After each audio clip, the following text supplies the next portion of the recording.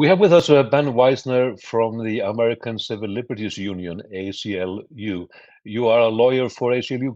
Can you tell me briefly what is ACLU for those who do not know anything about the Sure. organization, and why you are focusing on the danger entailed in Julian Assange's case?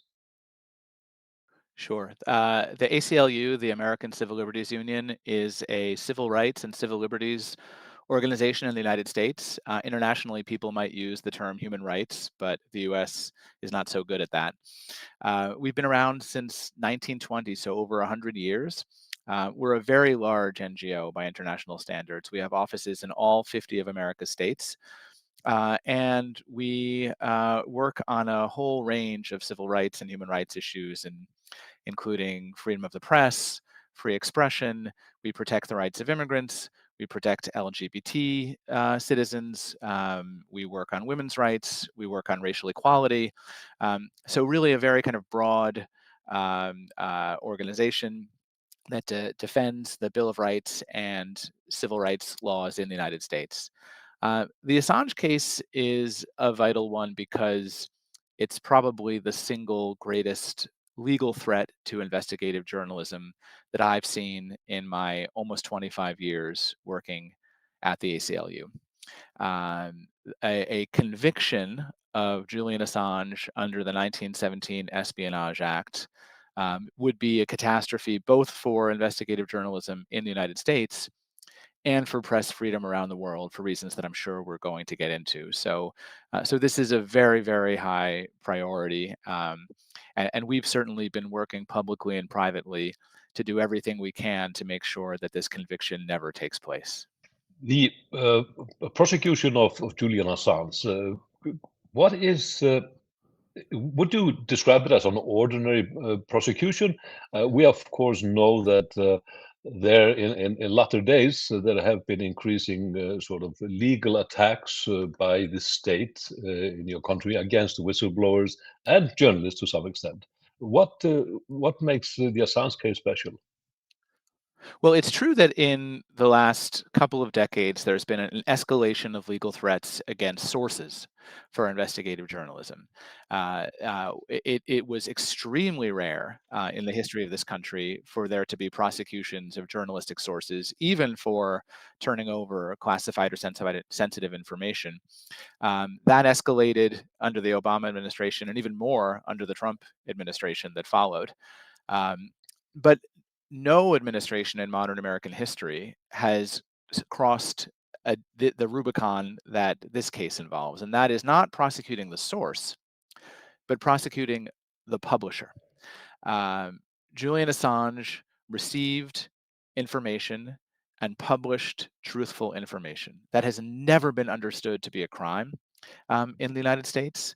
It's never been tested legally. We don't know how our courts are going to respond to this particular escalation. It's always been understood that this was something that our Department of Justice would not do.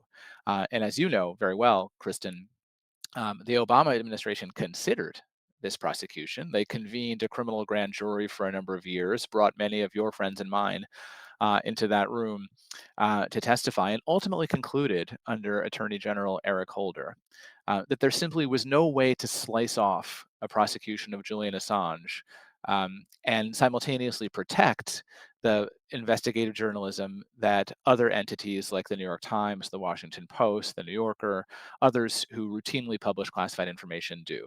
They called this the New York Times problem, and they decided after a long investigation not to bring charges. That was a decision that was quickly reversed when Donald Trump appointed Jeff Sessions to be the Attorney General of the United States, and that's why we are here. But this is an unprecedented prosecution in the modern history of the United States. I've been traveling broadly, for example, through all Latin America, where there is a huge concern about the Assange case because of the reach out universally by the Justice Department to take it up on themselves to be able to have a universal jurisdiction. Demanding extradition from an Australian journalist that was publishing out of Europe never came close to the United States jurisdiction. So we can talk about that later, which is the global problem. But firstly, Yes. what will this mean for the journalists in the United States? Well, let's talk about it very concretely. I don't think that the day after Julian Assange is convicted, if we actually reach that awful moment, you will see a roundup of journalists from other organizations and you'll see them imprisoned for their journalism. The first change is going to be internal in these news organizations. Every one of these news organizations, as you know, because you were involved early on with some of these publications, has lawyers. And those lawyers advise The Guardian or the New York Times or the Washington Post about their legal risk in publication. And immediately they're going to have to change the legal threat model. And immediately they're going to have to say that publication of this story that might be vitally in the public interest um, creates a risk of felony prosecution for everyone involved. Something that was not true yesterday, but will be true tomorrow. And so the massive chilling effect is going to take place completely invisibly. We won't even see this in public. It won't even require another prosecution. But many stories that the public really needs to know. And think about the last 25 years of American history. Think about what we wouldn't know if the lawyers for these publications said you might risk felony prosecution. We wouldn't have known about torture at Abu Ghraib. We wouldn't have known about warrantless wiretapping. We wouldn't know that innocent people were killed in drone strikes. We wouldn't know about the CIA's archipelago of gulags in many countries around the world. All these things were classified at the very highest level. Once the precedent has been established that possession and publication of that information can give rise to felony liability. All of those newspapers are going to have to be much, much more cautious, and things that the public must know in a democracy are going to remain under wraps. We hear so much discussion about the harms from publication, and we don't talk nearly enough about the harms from suppression. But that's going to be the real harm, is that so many vitally important stories that really inform what we know about our governments will never see the light of day without the need for a single other prosecution. There is often reference to the First Amendment in the United States outside the US as being the holy grail of press freedom and an envy in many countries that such a strong constitutional press freedom is in place. Uh, does this case, if it goes forward and Julian is convicted, pose a threat to the fundamentals of the First Amendment? Well, absolutely, and this has been mostly debated by legal scholars over the last half century. Right, the first time that any U.S. administration ever brought charges for the publication of classified information was the Ellsberg case. The Espionage Act was used for the first time against a source in that case, um, and there was a lot of scholarship that arose in that context. And I think there's a fairly strong legal consensus that the Espionage Act is, in constitutional terms, vague and overbroad. It can't possibly mean what it says. It cannot possibly be a felony to possess or publish national defense information as that term is defined. It's simply too broad and applies to um, most of what you see on the front page of the newspaper every single day.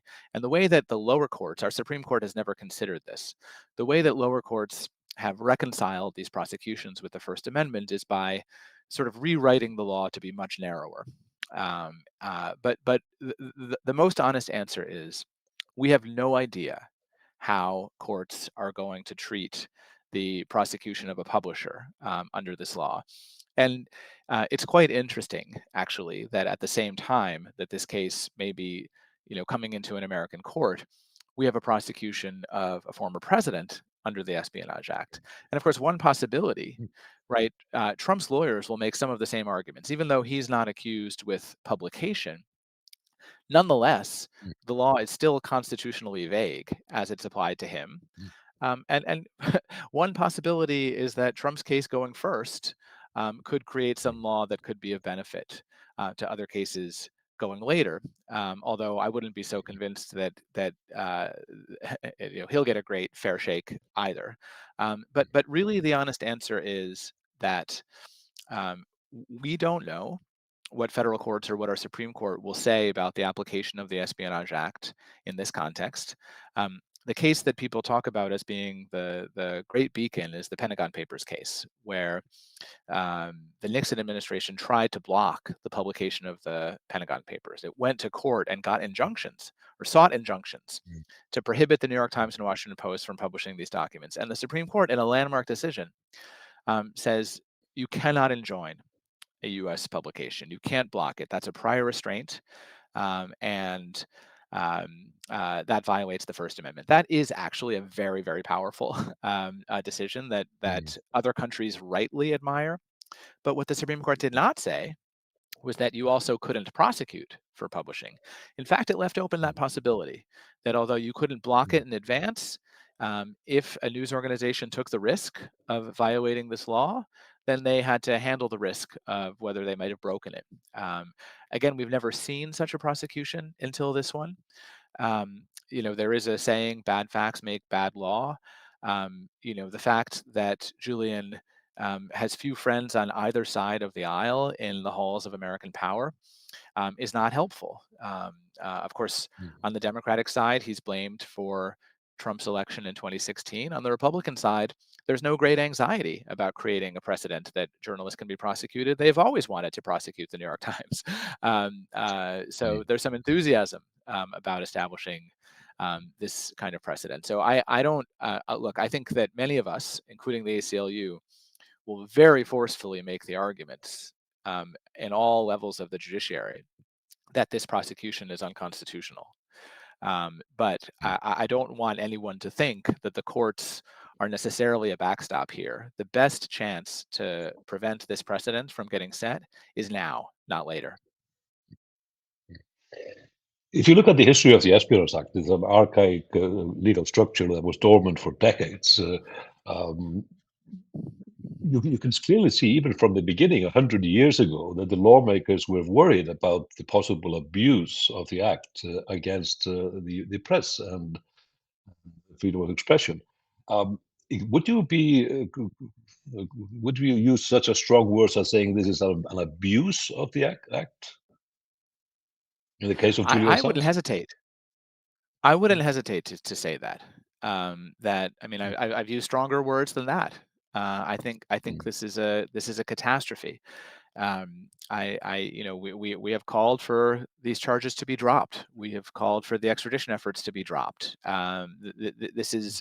It's an abuse of the act, but more than that, it's an abuse of press freedom, which is a pillar of any kind of liberal democracy. And as we're going to get to, it's hugely consequential, not just for our own society and our own democracy, but for the protection of journalists around the world. I mean, one case jumps out. There is a Wall Street Journal reporter, Evan Gershkovich, who's being held in a Russian jail right now. I think Americans rightly consider this an outrage. But what is it that we're outraged about? We're outraged that the Russians would purport to apply their unjust law to an American journalist who was just doing his job. And now, how can we honestly distinguish that from the situation of Julian, who, as you said before, is an Australian journalist who is working overseas? And why should our criminal secrecy law apply extraterritorially in that way? Now, I think most Americans would say the difference is that we have a fair legal system and Russia doesn't. But if you're using the Espionage Act as your example of what a fair legal system is, and more than that, if you're using an espionage prosecution against a journalist as your example of a fair legal system, that argument is not going to get you very far, either here or particularly abroad. Well, is there any material difference between the two cases of Evan Gershkovich of the Wall Street Journal in Russia and Julian Assange in the United States? Apart from the fact that actually Gershkovich was in Russia and Julian never did any publishing in the United States. Yeah, again, I don't know the particulars because I don't know what Evan is charged with. I don't know what evidence the Russians purport to have against him. I don't know whether it's trumped up factually and legally. I don't know. What I'm talking is in terms of abstraction in terms of precedent, the way that I need to think about this. What will be the effect of a conviction of Assange on our ability to object to an arrest of an Evan Gershkovich? So I have no idea what the particulars of that case are, because they have been less public, right? At least here, we can see the indictment of Assange in all its glory. We can read all of the charges and all of the innuendo and all of the irrelevancy that was thrown into it, and judge for ourselves whether we think that the acts that are alleged constitute crimes. In the Russian system, we're not able to do that, so we don't know. But as a matter of precedent, we are handcuffing ourselves in our ability to object to these kinds of outrages when they happen overseas. Not that long ago, the Department of Justice in the U.S. did issue sort of a press guidelines on where and how far they could go in terms of messing with the reporters and their work. It was my feeling reading through the press releases on that and through the guidelines that there was a possible attempt to distinguish between U.S. journalists and foreign journalists in that effect. Would that be the right sort of feeling that you got out of it as well? Or? I think to some extent, maybe, but I also think that there was a little bit of signaling there that this Justice Department would not have brought this case. Which I think we know to be true, because the people who are running this Justice Department are more or less the people who were running the Obama Justice Department, and the ones who decided not to do that. The problem is there is this very strong institutional tradition among the career lawyers at the Justice Department not to just change their position because there's been a change in administration. So that even though they would not have brought this case, it's seen as sort of against their best traditions just to drop it. And so I think now, of course, now that Julian has spent more than 5 years in a maximum security prison at Belmarsh, um, all kinds of possibilities open up that may not have been available 2 or 3 or 4 years ago when this team, came into power. Because at this point, hyperpowers don't like to say, "Sorry, we messed up and we changed our mind." They like to save face when they change course. And I do think that now dropping the extradition could be justified on the ground that even if you think that Julian should have been punished, he was. And that 5 years is actually quite a long sentence in the U.S. system for the kinds of charges that are involved here. It's certainly almost as much time as Chelsea Manning, who was the leaker, spent imprisoned in relation to the same crime. So I really do hold out some hope that there are pathways here to resolve this that don't further erode U.S. soft power. I do think that, and I'm sure you share this view, that U.S. policymakers have not quite digested what a blow to U.S. soft power this case has already been, and how much worse that's going to be when we see images of a shackled Julian Assange in an American courtroom, a stone's throw from the White House and the Justice Department, being locked up for what the world, if not the U.S. government, considers to have been public interest journalism.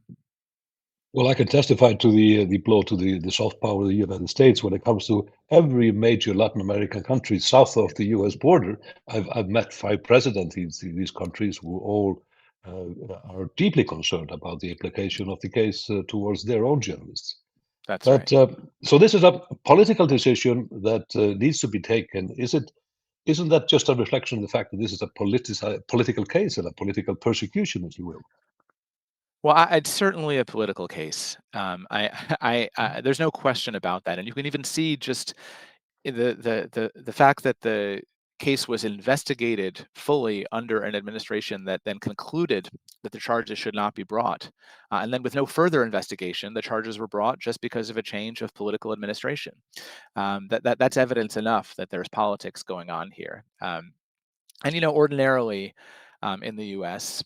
there is supposed to be a separation of the political leaders from the Justice Department. But I think the fact that you're now seeing President Biden answer questions about this case and not just deflect them to the Justice Department, but actually give answers, reflects their now growing understanding that there is an important diplomatic valence to this case, and it's extremely helpful when you have the Australian government advocating for a resolution, when you have other heads of state bringing it up in their meetings. And I know that's one of the things that you talk to them about when you're meeting with heads of state. Put this on your agenda. Make sure that it gets mentioned every time you're having contact with people in the State Department or people in the White House. Just make sure they keep hearing about it.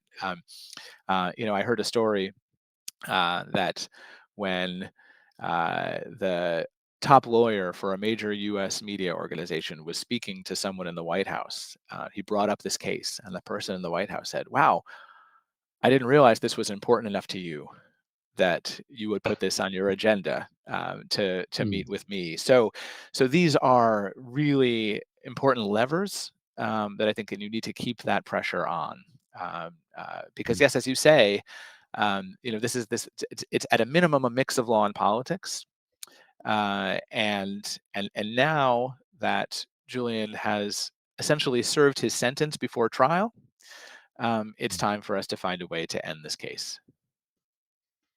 I agree, but finally, the courts in London are now going to give their verdict on whether their question of assurances that Julian will have is sufficiently good enough.